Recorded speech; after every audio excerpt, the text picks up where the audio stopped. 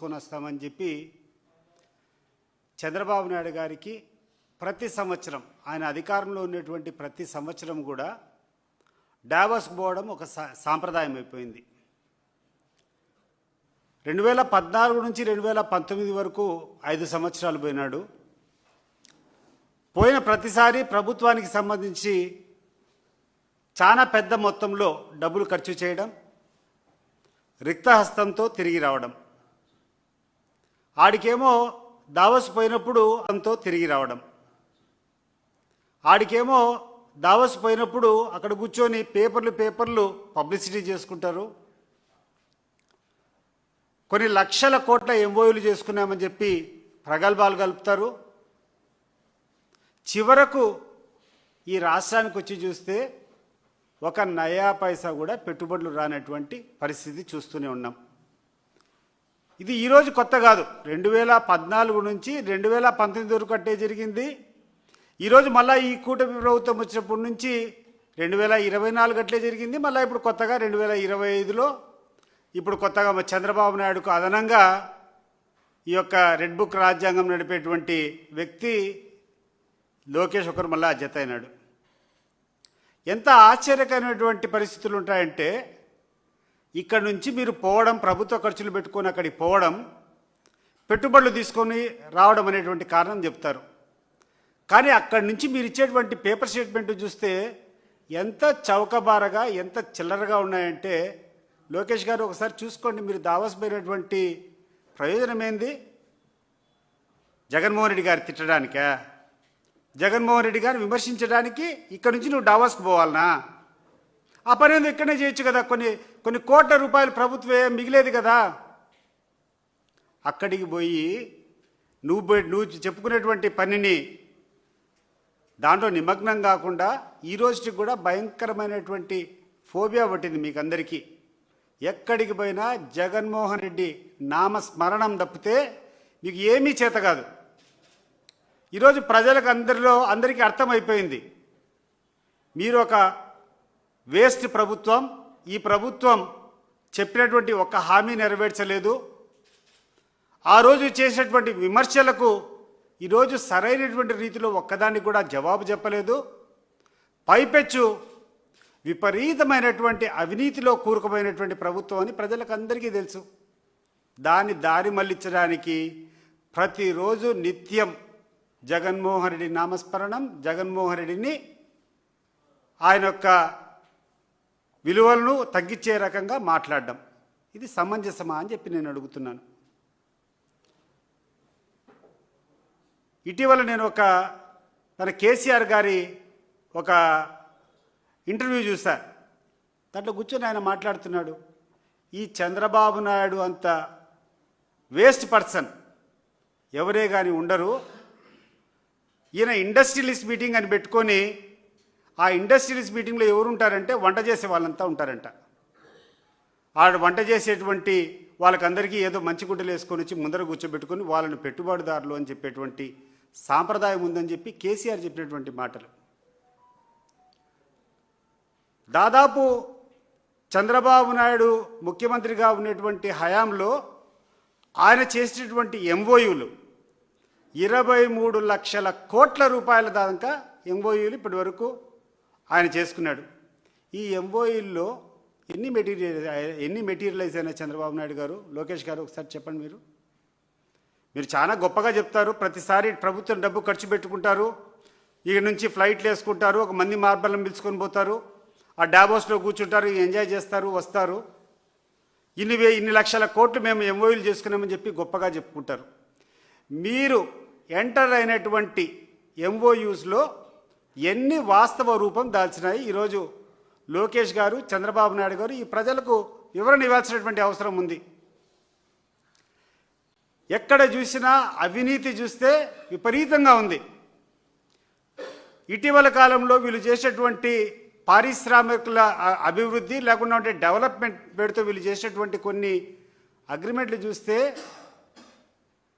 అసలు ఆశ్చర్యపోతారు. అవినీతి పరులే ఆశ్చర్యపోతారు, ఇంత పెద్దగా అవినీతి చేయొచ్చా అని చెప్పి. ఉర్సా అనేటువంటి వాళ్లకు ల్యాండ్ అలొకేట్ చేస్తావు 50 పైసలకు. ఏవి ఏఎన్ఎస్ఆర్ అనే వాళ్లకు, రహేజా, సత్వ, వీళ్ళంతా ఎవరండి? నాకు అర్థం కావడం లేదు లోకేష్ గారు. వీళ్ళందరూ ఎవరు? రియల్ ఎస్టేట్ చేసుకునేటువంటి వాళ్లకు నువ్వు కూర్చొని ప్రభుత్వ స్థలాలు, ప్రజలకు సంబంధించినటువంటి స్థలాలు కారు చౌకగా ఇచ్చేటువంటి అధికారం నీకు ఎవరిచ్చారు అని చెప్పి నేను అడుగుతున్నాం. అదే రకంగా కపిల్ చిట్ ఫండ్స్ ఏమన్నా ఈ దేశానికి, ఈ రాష్ట్ర ప్రజలకి ఏమైనా ఉపయోగకరమైనటువంటి వ్యక్తుల? వాళ్ళకు ల్యాండ్ అలాట్మెంట్ చేస్తావు. లూలు మాల్కు ల్యాండ్ అలాట్ చేస్తావు. ఎవరు ఈ లూలు? వాడు ఈ దేశానికి చేసేటువంటి సేవ ఏంది నాకు అర్థం కాలే. ఎందుకు వాళ్ళకందరికీ మీరు ప్రభుత్వ స్థలాలు ఇస్తారు? ఒకసారి తెలంగాణ ప్రభుత్వంలో మీరు పోయి ఒకసారి విచారించండి. మాదాపూరు ఆ ప్రాంతంలో ఇటీవల ఆ ప్రభుత్వం, తెలంగాణ ప్రభుత్వ స్థలాన్ని వేలం వేస్తే 170 కోట్ల రూపాయలు ఒక ఎకరాకు అమ్మినారు. 170 కోట్లకు. అది పారదర్శకత. ప్రభుత్వ స్థలం నువ్వు ఎవరికైనా కేటాయించాలనుకుంటే దాన్ని ఓపెన్గా నువ్వు ఆక్షన్కి పిలిచి బిడ్స్ని ఇన్వైట్ చేసి, అయ్యా మేము పలాని కారణంగా ఈ భూమిని మేము ఇవ్వాలనుకుంటున్నాం, పలాని వాళ్ళకు అర్హతుండే వాళ్ళు బిడ్స్ చేయండి అని చెప్పి పిలిస్తే ఎకరా భూమి 170 కోట్లకు పోయింది హైదరాబాద్లో. మరి ఈరోజు నువ్వు ఉర్సా అనేటువంటి వాళ్ళకు 50 పైసలకి ఇస్తావు. దానికి తోడు దీన్ని లోకేష్ దగ్గరికి పోయి ఎవరో కూర్చొని ఇట్లా విశాఖపట్నంలో ల్యాండ్స్ అన్నీ మీరు 50 పైసలకే 90 పైసలకే ఇచ్చిదా అని అని ఎవరో విలేకరు అడిగితే అతని అహంభావం, అతని అహంకారం 99 పైసలకు ఎకరా కాదు, 99 పైసలకు మొత్తం నేను ఇస్తా అంటాడు. ఏం లోకేష్ నాకు అర్థం కావడంలే. మీ నాయన సొమ్ము లేకుంటే మీ అబ్బ సంపాదించినటువంటి సొమ్ము ఏమైనా ఇస్తావా? ఇచ్చుకో. మీ ఊర్లో ఏమైనా మీ అబ్బ సంపాదించినటువంటి సొమ్ము, మీ నాయన సంపాదించినటువంటి సొమ్ము ఉంటే దారాదత్తం చేసుకో. 99 పైసలు కావాలంటే 9 పైసలకి ఇచ్చుకో. ప్రభుత్వం సొమ్మది. నువ్వెవరు? నేను ఇస్తా అని చెప్పేటువంటి అధికారం నీకు ఎవడిచ్చాడు? నీకు నువ్వెవడయ్యా? కౌన్కిస్కా గొట్టం ఈ యొక్క ఆంధ్ర రాష్ట్రానికి. You are after all a minister. నువ్వు ఏమైనా మాట్లాడితే ఇది మా యొక్క ప్రభుత్వ వినాదము. నేను ఈ ప్రభుత్వం పాలసీ మా ప్రభుత్వం ఇచ్చిందని చెప్పుకో. అంతేగాని నీకు ఎవడిచ్చినటువంటి అహంకారము, నేను ఇస్తా అని చెప్పేటువంటి అహంకారం ఏంది? ఏమనుకుంటున్నావు నీ గురించి నాకు అర్థం కావడంలా. అసలు ఆ యొక్క క్లిప్ చూస్తే నాకు ఒళ్ళు జలధరించిపోయింది. అసలు నేనేం భారతదేశంలో ఉన్నానా, లేకుంటే ప్రజాస్వామ్య దేశంలో ఉన్నానా, లేకుంటే వీడు చేసేటువంటి ఇతనికి అడుగులకు మడుగులొత్తి ఇతని బానిసంగా ఉండేటువంటి దేశంలో ఉన్నానా అనేటువంటిది అర్థం కావడంలా. ఏది నీ అహంకారం? నేను ఇస్తా. ఎవరి నాయన సొమ్ము నీకు ఇచ్చేదానికి? మీ నాయన సొమ్మ, మీ జేజి నాయన సంపాదించినటువంటి సొమ్మ? అది ప్రజల యొక్క ఆస్తి. ప్రజల యొక్క ఆస్తి ఏదైనా ఇవ్వాలంటే జవాబుదారీగా నువ్వు కూర్చొని దానికి ఏదైనా ఒక టెండరో లేకుంటే ఒక పారదర్శకంగా దాన్ని పిలిచి దానికి సరైనటువంటి ధర ప్రభుత్వానికి వచ్చే రకంగా నువ్వు తీసుకోవాలి. అది ప్రభుత్వ నిర్ణయం అని చెప్పు. మా యొక్క ప్రభుత్వం తీసుకునేటువంటి నిర్ణయం అని చెప్పి ఇంకోటి చెప్పు. నేను ఎవరు? నువ్వు హూ ఆర్ యూ అయితే నాకు అర్థం కావడం లేదు. ఈరోజు ఈ రాష్ట్రంలో ఉన్నటువంటి ప్రతి ఒక్క సామాన్య ప్రజలు కూడా అర్థం చేసుకోవాల్సినటువంటి విషయం ఇది. ఈ అహంకారం తలకు పైకెక్కింది. వీళ్ళకు చాలా ఫ్యూడలిస్టిక్ ఐడియాస్ ఎక్కువైపోయినాయి. మా ప్రభుత్వం అనకుండా నేను ఇస్తాననేటువంటి అహంకారానికి పోయారు. ఎక్కడికి పోతున్నాం? ఇది ఏం చేస్తున్నారు మీరు? నువ్వు, మీ తండ్రి, మీరందరూ కలిసి ఏం చేస్తున్నారు? నువ్వు ఇటీవల కాలంలో విదేశాలకు పోయినావు. ఒక వారం రోజులు 10 రోజులు విదేశాలకు పోయిన విదేశీ పర్యటన. ఎందుకు దాన్ని గోప్యంగా పెట్టారు లోకేష్ గారు? ఎందుకు మీ విదేశీ పర్యటనను గోప్యంగా పెట్టారు? ఈ రాష్ట్ర ప్రజలకు నువ్వు చెప్పాలా. మీ ఇంట్లో ఒక ప్రైవేట్ కార్యక్రమం జరిగితే, మీ ఇంట్లో ఉన్నటువంటి కుటుంబ సభ్యులంతా ఒక ప్రైవేట్ కార్యక్రమం కోసం సంక్రాంతికి మీ ఊరికి పోతే, సంక్రాంతి చేసుకున్నామని చెప్పి అన్ని దాంట్లో బయటకు వస్తుంది, పేపర్లో వస్తుంది, ప్రెస్లో వస్తుంది. మీ ప్రైవేట్ ప్రోగ్రామే కదా. మరి నీ కొడుకులు పాల్గొనేటువంటి ఆటల పోటీలు వస్తాయి, మీరు చేసేటువంటి ప్రైజ్ డిస్ట్రిబ్యూషన్ వస్తుంది, మీరు తినేటువంటి విందు వస్తుంది, మీరు పెద్దలకు ఇచ్చేటువంటి గౌరవం అన్నీ పేపర్లో వస్తాయి. మరి మీరు విదేశాలకు పోయినప్పుడు ఎందుకు రాదండి? ఏంటి ఆ గోప్యత? ఎందుకు పోయినారు మీరు? ఎక్కడికెక్కడ తిరిగినారు? మీరు అధికారంలో ఉన్నన్ని రోజులు తప్పకుండా మీరు చేసే ప్రతి ఒక్క కార్యక్రమం కూడా జవాబుదారీగా ఉండాల్సిందే. మీరు కూర్చొని నేను సీక్రెట్గా పోయినా అంటే వాట్ ఈస్ ద సీక్రెట్? నీకు ఈ రాష్ట్ర ప్రభుత్వం ఈ రాష్ట్రాన్ని పాలించేటప్పుడు ఈ ప్రభుత్వం నీకు పెద్దగా ఉండేటప్పుడు నీకు కొన్ని రెస్పాన్సిబిలిటీస్ కొంచెం అకౌంటబిలిటీ ఉంటుంది. దాన్ని నువ్వు చెప్పాలా? ఎందుకు గోప్యంగా ఉంచావు? నువ్వు ఇటీవల పోయినటువంటి విదేశీ పర్యటనలో దాని యొక్క ఆంతర్యం ఏంది, ఎక్కడికెక్కడ తిరిగినావు, నువ్వు ఎందుకు చెప్పేదానికి ఎందుకు భయపడుతున్నావు? It has to come in the public domain because you are the chief minister of the state and your son is the very prominent minister in this cabinet. మీరు చేసేటువంటి ప్రతి ఒక్క అడుగు ప్రతి ఒక్క రోజు మీరు ఏం చేశారో కనీసం చెప్పాలి. వ్యక్తిగతంగా ఏదైనా చేసుకున్నామంటే అది మీరు ఏదైనా ఎడిట్ చేసుకోవచ్చు, కానీ ముఖ్యంగా మీరు ఎక్కడికి పోయినారు, ఏ ప్రాంతంలో ఉన్నారు, ఇది కూడా మీరు చెప్పకుండా పోతున్నారంటే this raises lot of suspicion in the people's mind. దీన్ని మీరు క్లారిఫై చేసుకోవాలా? ఎందుకు క్లారిఫై చేయడం లేదు? ఎక్కడ చూసినా కూడా అభియోగాలు ఉన్నాయి. మీరు విదేశాలకు పోయి ఇక్కడ తీసుకునేటువంటి ఇక్కడ లూటీ చేసేటువంటి డబ్బులంతా కూడా కూర్చొని పెట్టుబడులు పెట్టేదానికి పోయినారని చెప్పి ఇక్కడ చూసినా కూడా పుకార్లు ఉన్నాయి. మరి అవి ఎంతవరకు సమంజసమో మీరు క్లారిఫై చేయాలా? ఏ ఊర్లకు పోయినారు, ఎక్కడెక్కడ ఉన్నారు? మరి మీరు సంక్రాంతికి మీ ఊర్లో పోయేది మీ పర్సనల్ కార్యక్రమం బహిర్గతం చేసేటప్పుడు మీరు వేరే ఇతర దేశాలకు పోయినప్పుడు ఎందుకు బహిర్గతం చేయడం లేదు? ఏ ప్రదేశంలో తిరిగినారో ఎందుకు మీరు చెప్పడం లేదు? రకరకాలమైనటువంటి అవినీతి, ఈ అవినీతి చేసేదానికి కొలబద్దే లేకుండా పోయింది. 100 కోట్లు 1000 కోట్లు పోయి లక్షల కోట్లలోకి ఈరోజు ఈ అవినీతి పోయింది. ఇటీవల సరే వైఎస్ఆర్ కాంగ్రెస్ పార్టీ మీకు వ్యతిరేకమైనటువంటి పార్టీ, మేము మాట్లాడితే తప్పు లేకుండా అంటే మాకు ఒక వెస్టెడ్ ఇంట్రెస్ట్ ఉంటుందో లేకుంటే మేము ఒక పార్టీ కోసము మా భుజాన్ని వేసుకొని మాట్లాడేటువంటి వాదం ఉంటుందని చెప్పి ఎవరైనా అనుకోవచ్చు. నేను అడుగుతున్నాను లోకేష్ గారు, ఇటీవల కాలంలో మీకు సంబంధించినటువంటి పేపర్లలో మీకు అనుకూలంగా ఉన్నటువంటి సోషల్ మీడియా ప్లాట్ఫామ్స్ యూట్యూబ్ ఛానల్స్లో రకరకాల అభియోగాలు వచ్చాయి. వన్ సచ్ అభియోగం ఏంటంటే రాజనీతి అనేటువంటి ఒక యూట్యూబ్ ఛానల్లో చాలా చాలా పెద్దగా చాలా స్పష్టంగా ఈ రాష్ట్రంలో ఉన్నటువంటి కొంతమంది ఐఏఎస్ ఆఫీసర్లు 100 కోట్లు సంపాదిస్తున్నారు అనేటువంటి ఒక అభియోగం మోపినారు. దానికి సంబంధించి ఆయన ఒక కోట్ చేసింది ఏంటంటే ఒక సీనియర్ జర్నలిస్ట్ వాసిరెడ్డి శ్రీనివాస్ అనుకుంటా, వాసిరెడ్డి శ్రీనివాస్ అనేటువంటి ఒక సీనియర్ జర్నలిస్ట్ ఆయన మాట్లాడుతూ కొంతమంది ఐఏఎస్ ఆఫీసర్లు 300 నుంచి 500 కోట్ల వరకు గడిచిన ఈ 19 నెలల కాలంలో సంపాదించుకున్నారనేది ఆ శ్రీనివాస్ గారి అభియోగం అని చెప్పి రాజనీతి ఛానల్లో వచ్చింది. మరి నీ పేషీలో ఉన్నటువంటి ఐఏఎస్ ఆఫీసర్లు ఒక్కొక్కరు 100 కోట్లు 300 నుంచి 500 కోట్లు అంటే అది కూడా తక్కువే అని మిగతా జర్నలిస్టులు సెక్రటరియట్లో అనుకుంటున్నారంట. వీళ్ళు రాసింది 300 కోట్లు 500 కోట్లు చాలా తక్కువ, ఇంతకు మించి ఈ యొక్క ఐఏఎస్ ఆఫీసర్లు సంపాదించినారు అని చెప్పి సెక్రటరియట్లో ఉన్నటువంటి మిగిలినటువంటి విలేకరులు అనుకుంటున్నారు అనేటువంటిది రాజనీతి అనేటువంటి యూట్యూబ్లో మీకు అనుకూలంగా ఉన్నటువంటి యూట్యూబ్ ఛానల్లో వచ్చినటువంటి వార్త. దానికి సంబంధించి నీ వివరణ ఏంది సార్? మీరు మీ కింద ఉన్నటువంటి ఐఏఎస్ ఆఫీసర్లు ఇంత విచ్చలవిడిగా అవినీతి చేస్తూ ఉంటే దానికి కారణం ఏంది? మీలో నిజాయితీ ఉంటే ఎవడైనా తప్పు చేసేదానికి అవకాశం ఉంటుందా?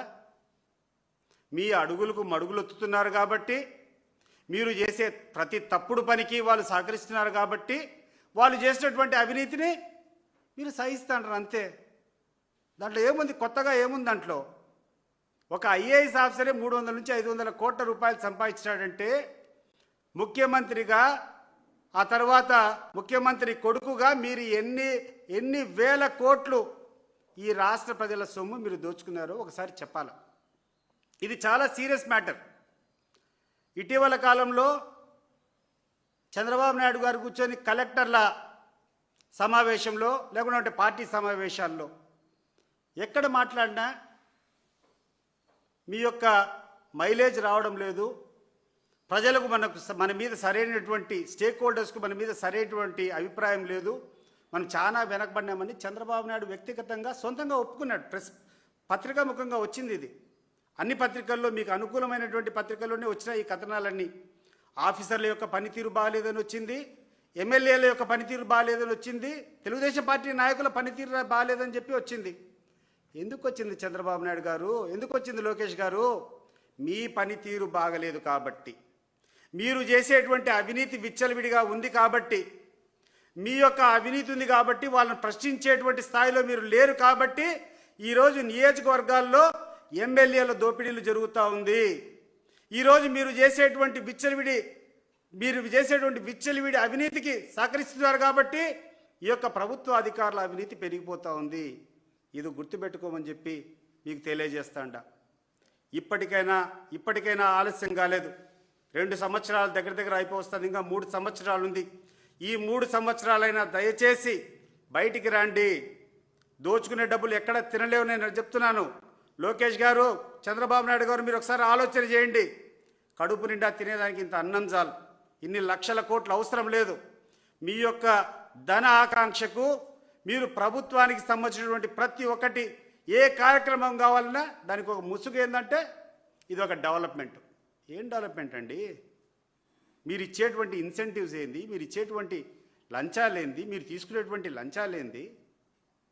అసలు లూలు మాల్ ఎవరండి? లూలు మాల్కి ఏంది అన్ని వేల కోట్ల, దాదాపు నాకు తెలిసేది 1000 నుంచి 2000 కోట్ల విలువైనటువంటి స్థలం ఒక మాల్, ఒక ప్రైవేట్ వ్యక్తి కట్టగట్టేదానికి ఎవడిచ్చాడు మీకు అధికారం? ఏం డెవలప్మెంట్ సాధిస్తారు దానివల్ల? లూలు మాల్ అనేటువంటి ఒక ప్రైవేట్ సంస్థ వాళ్ళ యొక్క షాపింగ్లు పెట్టుకునేదానికి ఈ ప్రభుత్వానికి వచ్చేటువంటి మేలు ఏంది నేను అడుగుతాండా. రహేజా వాళ్లకు, లేకుంటే సత్వా వాళ్లకు, ప్రభుత్వ స్థంభులు, దాంట్లో రియల్ ఎస్టేట్ వ్యాపారం చేసుకునే వాళ్లకు భూములు 50 లక్షలకో కోటి రూపాయలకి ఇచ్చేటువంటి హక్కు నీకు ఎవడిచ్చాడు అని చెప్పి నేను అడుగుతున్నా. టెండర్ బిలు, ప్రభుత్వానికి డబ్బులు కావాలా, లేకుంటే ప్రభుత్వ ఖజానాలో డబ్బులు లేవు, టెండర్ పిలిచి పారదర్శకంగా ఎవడు ఎక్కువ వస్తే హైయెస్ట్ బిడ్డర్ ఉంటే వాళ్ళకి ఇవ్వు. అట్లా చేయకుండా నీ ఇష్టానుసారం ఇచ్చి మళ్ళీ నేను ఎవరైనా ప్రశ్నిస్తే నా ఇష్టం నేనిస్తా. ఎవడు నువ్వు? ఏ హక్కు నీది? తప్పకుండా మీరు చేసేటువంటి అవినీతిని ఎండగడతానే ఉంటాం. ఎన్ని ఇబ్బందులు వచ్చినా, నువ్వు ఎంత నీ రెడ్ బుక్ రాజ్యాంగం జరిగినా కూడా ప్రజల దృష్టికి నీ అవినీతిని తీసుకొని పోతామని చెప్పి ఈ సందర్భంగా వీళ్ళకందరికీ తెలియజేస్తున్నాను. గుర్తుపెట్టుకోండి, ఈరోజు అధికారంలో ఉన్నటువంటి పార్టీకి చెప్తున్నా, ఫ్రెంచ్ రెవల్యూషన్ అనేది ఎందుకు వచ్చిందో ఒకసారి ప్రపంచ చరిత్ర ఒకసారి తిరగేసి చూడండి. అధికారంలో ఉన్నటువంటి నాయకులు, అధికారులు కలిసి ప్రజలకు సంబంధించినటువంటి వనరులన్నీ దోచుకొని ఇష్టానుసారం తినేటప్పుడే ఫ్రెంచ్ రెవల్యూషన్ వచ్చింది.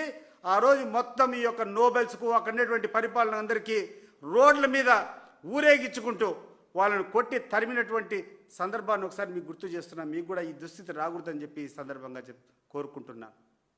ఇప్పుడైనా మేలుకో. నువ్వు దావోస్కు పోయేది అదొక వేస్ట్ ప్రోగ్రాం. ప్రపంచంలో ఈరోజు నీకు ఇండస్ట్రీలు కావాలంటే ఇక్కడనే అనేక మంది ఉన్నారు, ఉత్సాహం ఉన్నటువంటి ఇండస్ట్రియలిస్టులు. వాళ్ళని పిలిచి వాళ్ళని ఎంకరేజ్ చేయి. ఓ పక్క నరేంద్ర మోడీ గారు చెప్తాండారు మేడ్ ఇన్ ఇండియా కావాలని. ఇండియన్స్ను ఎంకరేజ్ చేయబ్బా. ఈ రాష్ట్రంలో ఉన్నటువంటి ప్రజల్ని ఎంకరేజ్ చేయి, ఇక్కడటువంటి ఇండస్ట్రీస్ని ఎంకరేజ్ చేయి. వీళ్ళని ఎంకరేజ్ చేయకుండా నువ్వు పోయి డావోస్ నుంచి తీసుకొని పోయి ఎవడో వస్తా అంట. ఏం తెల్లతోలు పెట్టుకొని వచ్చేవాడు ఒక్కడే అర్హత ఉందా? నాకు అర్థం కావడంలా. ఇక్కడంటే వాడికి లేదా? ప్రపంచంలో అత్యున్నతమైనటువంటి ఇండస్ట్రియలిస్ట్గా మనకున్నటువంటి ఇక్కడేటువంటి వాళ్ళని తీర్చిదిద్దేది మీ బాధ్యత. అది కాకుండా లోపాయికారంగా అక్కడికి పోయి మీ బ్లాక్ మనీ అంతా దాచుకునేదానికి స్విట్జర్లాండ్కి పోయి దానికి కూర్చొని దావోస్ పోతున్నాము, పెట్టుబడులు తెస్తున్నాం. ప్రతి సంవత్సరం చూసేటువంటి పన్నాగమే. అనేక పత్రికల్లో, కమ్యూనిస్ట్ పత్రికల్లో కూడా వచ్చింది. నువ్వు దావోస్ పోయి తెచ్చింది ఏంటంటే శూన్యం. కేసీఆర్ని పోయి అడిగితే చెప్తాడు. నీ యొక్క దావోస్ యొక్క పర్యటన గురించి కేసీఆర్ గారిని కూర్చొని అడిగితే క్లియర్గా చెప్తాడు. కాబట్టి ఈ రాష్ట్ర ప్రభుత్వానికి, ఈ రాష్ట్ర ప్రభుత్వంలో అధికారులైనటువంటి పెద్దలకు దయచేసి ప్రజాహితమైనటువంటి కార్యక్రమాలు చేయండి. మీరు పెట్టేటువంటి ఖర్చులు ప్రజలకు ఉపయోగకరమైనటువంటి దాంట్లో కోసం ఖర్చు పెట్టండి. ఈరోజు నిన్న సంక్రాంతి జరిగింది. సంక్రాంతి జరిగితే కొంతమంది కూర్చొని ఇది మా కులం పండగ అంటారు. నాకు అర్థం కావడంలే. ఇది పంటలు పండుతానే వచ్చేటువంటి మంచి పండగ, రాష్ట్రంలో ఉన్నటువంటి రైతులందరూ చేసుకునేటువంటి పండగ. దాన్ని కూర్చొని ఇది కోడి పందాల పండగ గానో, లేకుంటే కోడి పందాలకు అరీనాలో గానో ఎక్కడ చూసినా విచ్చలవిడిగా. ఇంతకుముందు ఎక్కడో కోస్తాలో ఉండింది, ఈరోజు రాయలసీమలో మా పులివెందుల్లో ఎక్కడ చూసినా కోడి పందాలు, పైకి కోడి పందాలు. ఆడపోయి ఆ లీడర్ కూర్చొని కోడిపందాలు ఆడిస్తారు. కోడిపందాలు ఆడిచ్చే వాని దగ్గర నుంచి రౌడీ మామూలు వాడొక 10 లక్షల రూపాయలు స్థానికంగా ఉన్నటువంటి లీడర్కు అప్పచెప్పాలా. ఆ తర్వాత అక్కడ ఉన్నటువంటి పోలీసు వాళ్ళకు కొన్ని లక్షల రూపాయలు ఉడుపులు అందజేయాలా. దీంట్లో విచిత్రమైనది ఏంటంటే ఇటీవల మా జిల్లాలో జరిగినటువంటి కార్యక్రమాల్లో నాకు వచ్చినటువంటి నివేదిక ఏంటంటే ఒక్కొక్క ఐటెం ఆ గుండ్లాట ఆడేవాడు 10 లక్షలు కప్పం కట్టాలా. దాంట్లో ఒక భాగం పొలిటీషియన్కి పోవాలా, ఒక భాగం ఆ స్థానికంగా ఉన్నటువంటి పోలీసులకు పోవాలా. తర్వాత లోపల బయట మంగత్తాయి ఆడేవాడు వాడు ఇంత, వాడి టెరిటరీ కొనుక్కుంటాడు. వాడు ఆడిచ్చేదానికి వాడికి ఇంత, లోకల్ లీడర్కి ఇంత, తర్వాత పోలీసులకి ఇంత. ఏందయ్యా నాకు అర్థం కాడలే. సంక్రాంతి సంబరాలంటే ప్రజలు ఆనందంగా ఉండాలా, ప్రజలకు ఈరోజు ఏమైనా చేయాలా? మీరు ఇంతకు ముందు కూర్చొని సంక్రాంతి వస్తే అందరికీ మేలు చేయాలని చెప్పి ఏదో సంక్రాంతి కానుకలు అని చెప్పి ఏదో ఇచ్చేవాళ్ళు. ఈసారి అది కూడా లేదు. సంక్రాంతి కానుకలు ఇవ్వకుండా ఈరోజు ప్రజల జోబిలో ఉన్నటువంటి డబ్బులంతా జూదం కోసం పోయేటువంటి పరిస్థితి దాపరిచ్చినాయి. ఈరోజు ఎటువంటి సంబరాలు లేవు. ఆఖరికి కనీసం నేను ఎక్స్పెక్ట్ చేసింది ఏంటంటే సంక్రాంతి సందర్భంగా కనీసం ఇతను ఏదో ఉచితంగా గ్యాస్ ఇస్తాడన్నాడు కదా, ఆ గ్యాస్ అన్నా ఇంకొక సిలిండర్ ఏమన్నా కాలబెడతాడేమో అనుకున్నాం. ఒక గ్యాస్ కూడా ఇవ్వాల. నువ్వు కూర్చొని దావోసు పోతాడో, నువ్వు ఇంక కూర్చొని ఏదేదో చేస్తాడో, వ్యక్తిగతంగా బాలీనో ఎక్కడో మరి తెలియదు. మరి ఎక్కడికి పోయినావో. ఈ పరిస్థితుల్లో నుంచి బయటికి రావాలా. మీ యొక్క పాలనలో నిజాయితీ ఉండాలా, మీ యొక్క పాలనలో ప్రజాహితం ఉండాలా, ప్రజలకు మేలు జరగాలని చెప్పి ఆకాంక్షిస్తూ ఇంతవరకు మీరు చేసినటువంటి తప్పులను ఒకసారి సరి చేసుకోవాలని చెప్పి ఈ సందర్భంగా రాష్ట్ర ప్రభుత్వంలో ఉన్నటువంటి పెద్దలంతా కోరుతున్నా.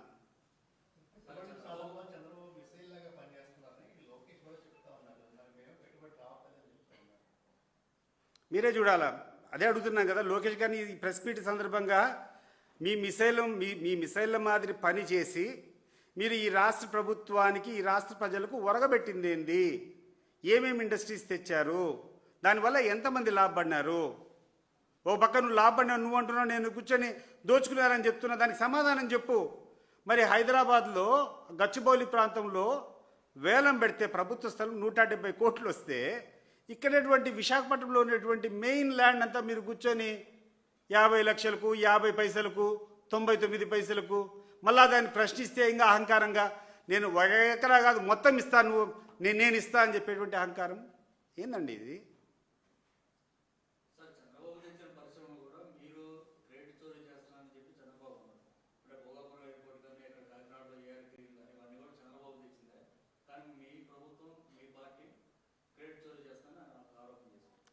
మేము చెప్పేది నోట్తో చెప్పడం కాదు. ఆ రోజు ఏ సంస్థ అయితే ఈరోజు చేసిందో జిఎంఆర్ సంస్థ, జిఎంఆర్ మల్లికార్జునరావు గారు మాట్లాడినటువంటి క్లిప్పింగ్ ఒకసారి చూడండి. మీకు కావాలంటే నేను మళ్ళీ పంపిస్తా. భోగాపురం ఎయిర్పోర్టు ఎవరి వల్ల వచ్చింది, ఎవరికి ఆ కీర్తి అనేది నేను చెప్పడం కాదు, నువ్వు చెప్పడం కాదు. ఈరోజు ఆ పనులు చేసేటువంటి వ్యక్తి గ్రంథి మల్లికార్జునరావు జిఎంఆర్. ఆయన మాటల్లోనే మీకు అర్థమవుతుంది. స్పష్టంగా చెప్పినాడు. ఆ రోజు హైదరాబాద్ ఎయిర్పోర్టు మీ తండ్రి వల్ల వచ్చింది, ఈరోజు ఈ యొక్క భోగాపురం ఎయిర్పోర్టు మీ వల్ల వచ్చింది. తండ్రి కొడుకుల మూలాన నాకు ఆ అవకాశం వచ్చింది హైదరాబాద్లో మంచి ఎయిర్పోర్ట్ కట్టేదానికి కానీ, లేకుంటే భోగాపురంలో కట్టేదానికి కానీ జిఎంఆర్ ఇచ్చినటువంటి స్టేట్మెంటు. నువ్వు నేను వెరీ ద డిస్ప్యూట్. ఎవరు చేసినారు ఏం కలిగింది, అంతకంటే డిస్ప్యూట్ ఏముంది? దట్ ఆయన అన్నటువంటి ఆయన మాటలే చెప్తాయి. అంటే ప్రతిరోజు ఆయన్నే క్రెడిట్ చోరీ చేసేది ఆయన్నే. ఇంతవరకు ఔటర్ రింగ్ రోడ్ విషయంలో కానీ, హైదరాబాద్లో ఉన్నటువంటి ఎయిర్పోర్ట్ కానీ, ఈరోజు భోగాపురం ఎయిర్పోర్టు కానీ, ఏ దానికైనా అబద్ధాన్ని పదే పదే చెప్పి నేనే చేశానని చెప్పించుకునేదానికి ఈరోజు ఆయనకున్నటువంటి ఆ ఎల్లో మీడియా, ఆయనకున్నటువంటి పత్రికలు, ఆయనకున్నటువంటి ఛానల్, వీళ్ళ సంఖ్య ఎక్కువగా ఉంది కాబట్టి వీళ్ళు చెప్పినటువంటి అబద్ధము ఎక్కువ మందికి రీచ్ అయింది. అంతే తప్పితే చంద్రబాబు నాయుడు గారు కానీ, లోకేష్ గారు కానీ, చంద్రబాబు నాయుడు గారు అంటే ఇంకా లోకేష్ గారు వచ్చిన తర్వాత విపరీతమైనటువంటి విచ్చలవిడి అవినీతి తప్పితే ఈ రాష్ట్ర ప్రజలకు ఒరిగింది ఏమీ లేదు.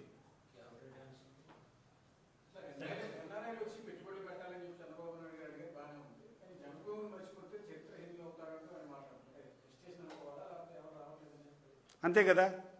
ఇప్పుడు చరిత్రహీనులు అవుతారో చరిత్రకు ఇంకొకటి అవుతారో, ఇక్కడ వాళ్ళు చేసేటువంటి కార్యక్రమాలకు నిజమైనటువంటి ఔత్సాహిత పారిశ్రామికవేత్తలకు సరైనటువంటి పరిస్థితులు ఉంటే ఎవరైనా ఎంకరేజ్ చేస్తారు. కానీ ఇక్కడ అటువంటి విధానం లేదు. ఇక్కడటువంటి విధానం అంతా ఎవడైతే కిక్ బ్యాక్స్ ఇస్తారో, ఎవరైతే ఈ ప్రభుత్వానికి ముడుపులు చెల్లిస్తారో వాళ్ళకు ఎన్ని కావాల్సంటే అన్ని ఇన్సెంటివ్స్ ఇచ్చి అభివృద్ధి పేరుతో ప్రజల యొక్క సొమ్మునంతా దోచుకొని పోయేటువంటి కార్యక్రమం తప్పితే ప్రజలకు ఉపయోగకరమైనటువంటి కార్యక్రమం జరగడం లేదనేదే నా యొక్క ఆరోపణ.